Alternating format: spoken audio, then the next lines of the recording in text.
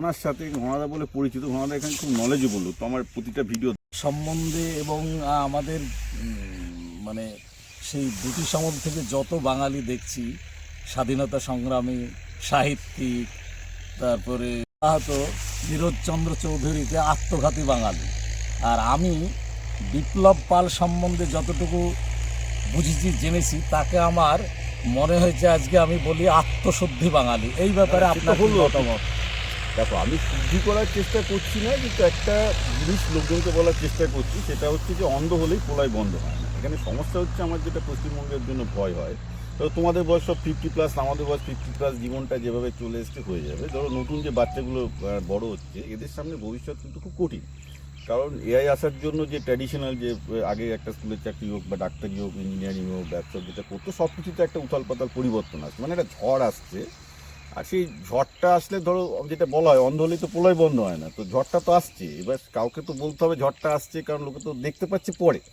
ঝড়ে যখন বা ভূমিকম্প হয়ে যখন সব বিধ্বস্ত করে দিচ্ছে, যখন ধ্বংস হয়ে গেছে, তো লাভ নেই। তোমাকে ঝড় থেকে বাঁচার জন্য তো সেন্টারটা তৈরি করতে হবে। তো আমার লক্ষ্য হচ্ছে বাঙালিকে জানানো যে ঝড়টা আসছে, যাতে লোকজন নিজেকে তৈরি রাখতে পারে। কারণ না রাখতে পারলে ঝড়ে অনেকে উড়ে যাবে, এবং উড়ছেও। ধরো আজকে এই যে মঙ্গলবারে যেটা হলো, ইনফোসিস টিসিসের শেয়ার পতন ঘটলো, ওখানে যে এজেন্টিক এটা তৈরি হচ্ছে কোয়াক বলে অ্যানথ্রপিকে, এটাতে পুরো সফটওয়্যার ইঞ্জিনিয়ারিংয়ের 70-80% জব। আজকে সফটওয়্যার ইঞ্জিনিয়ারিং করে অনেক ছেলে মধ্যবিত্ত ভালো বাঙালি করে খাচ্ছে, তাদের জবের মধ্যে একটা অনিশ্চয়তা তৈরি হয়ে গেল 1-2 বছরের মধ্যে। তো এইগুলো তো আগে থেকে, আমি কিন্তু 3 বছর আগে থেকে বলে আসছি লোকজনকে। লোকজন আমাকে বলতো যে না মশাই, আপনি ভুল ভুল ভয় দেখাচ্ছেন।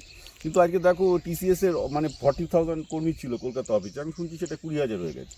20,000কে স্লিপ ধরিয়ে দিয়েছে। এবং সেটাই তো, এই যে একটা ঝড় আসছে, সেটা সব জগতেই আসছে, শিক্ষা জগতে, কর্মজগতে, কাউকে তো একটা তো বলতে হবে। হ্যাঁ বল। হ্যাঁ, সেটা আপনি বলুন, কিন্তু এ পর্যন্ত যতজন বলেছে তারা একটা নির্দিষ্ট কোণ থেকে বলেছে, একটা সাবজেক্টের উপরে বলেছে। যে আপনার যে ধারণাটা সব বিষয়ের উপরে একটা ধারণা, এটা কিন্তু আমাকে খুব মানে ভাবায়। কিন্তু তুমি এটা তো দেখো, আমাদের ভারতের সবচেয়ে প্রাচীন ধর্ম হচ্ছে জৈন ধর্ম, রাইট? জৈন ধর্মে অনেকান্তবাদ বলে একটা ব্যাপার আছে। সেখানে বলে কি, রিয়ালিটি মানে বাস্তবতা, সেটা বেঁচে থাকাটা একটা বাস্তবতা, রাজনীতির একটা বাস্তবতা, সেটা বুঝতে অনেকভাবে বুঝতে হয়। এটা জৈন একদম আমাদের ভারতবর্ষের এটা একটা প্রাচীন ইয়ে। এবং পৃথিবীর ইতিহাসেও 20 বছর 200 বছর আগে লোকে কিন্তু যারা দর্শন পড়তো, তারাই অঙ্ক করতো, তারাই বিজ্ঞান করতো, একটা মাল্টিফেসিটিয়াস ছিল। কারণ কি, একটা জিনিসকে বুঝতে, তোমাকে রাজনীতি বুঝতে গেলেও তোমাকে 10টা জিনিস বুঝতে হয়, মানুষকে বুঝতে গেলেও 10টা জিনিস বুঝতে হয়, তার বায়োলজি বুঝতে হয়, তার রাজনীতি বুঝতে হয়, মনোবিজ্ঞান বুঝতে হয়। আচ্ছা, মানুষ যখন ন্যারো হয়ে যখন বোঝার চেষ্টা করছে একটা কোনো অ্যাঙ্গেল থেকে, সে কিন্তু অনেকগুলো ভুল ডিসিশন নেবে। সুতরাং লোকে যেটা ভাবছে যে অনেকগুলো সাবজেক্ট জানা ভুল, এটা নয়। আমি তো কোনো সাবজেক্টে গবেষণা করতে যাচ্ছি না, কিন্তু একটা জিনিস বুঝতে গেলে তোমাকে অতগুলো জিনিস জানতে হবে, নাহলে কিন্তু তুমি পারবে না।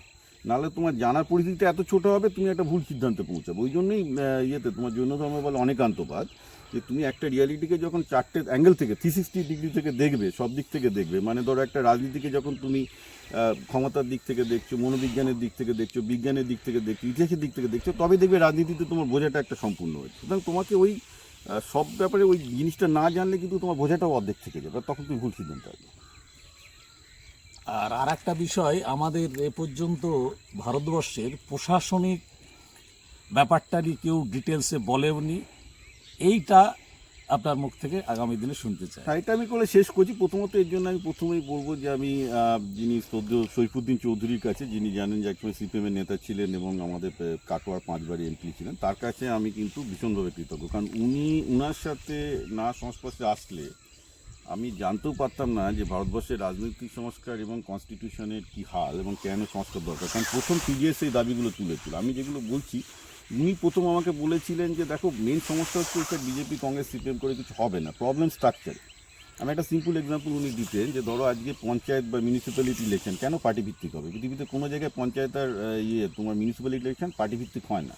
ওটা কিন্তু নন পার্টি ভিত্তিক, মানুষের মধ্যে থেকে সিটিজেন করতে। কিন্তু আমাদের এখানে সেখানেও বিজেপি ভার্সেস তৃণমূল হচ্ছে। কারণ এটা খুব বাজে একটা জিনিস তৈরি হয়, যে গ্রাম পঞ্চায়েতের মধ্যে একটা দেওর ভার্সেস বৌদি, দুই জনের মধ্যে, দুটো পার্টির মধ্যে দাঁড়িয়ে যায়। এটা কিন্তু একটা কনফ্লিক্ট সৃষ্টি করে, এবং এটা নতুন কিছু নয়। যার জন্য পৃথিবীর কোনো জায়গায় কোনো লোকাল ইলেকশন কিন্তু তোমার পার্টি ভিত্তিক করে না, সবসময় করে মানুষ ভিত্তিক করে আর কি। তো এই সব অনেকগুলো ধারণা উনি বলেছিলেন, তখন আমি পড়াশোনা করে বুঝেছিলাম যে আমার ভারতবর্ষের রাজনীতিটাকে বোঝার একটু সমস্যা আছে। তো এই জন্য উনি তো মারা গেছেন ধরুন ক্যান্সার, আপনি অনেকদিন আগে জানেন। তো আমি উনি যেগুলো ভাবনা চিন্তা আমার মধ্যে ঢুকিয়েছিলেন, পরে আমি সেগুলোকে আবার নিজের মতো যেটুকু করতে পেরেছি সেটাই বলে যাচ্ছি। বাট আমি এটাকে স্বীকার করতে হবে, উনি এই ব্যাপারে মানে সৈফুদ্দিন চৌধুরী এই ব্যাপারে আমার গুরুদেব, উনি আমাকে জিনিসগুলো শিখিয়েছেন।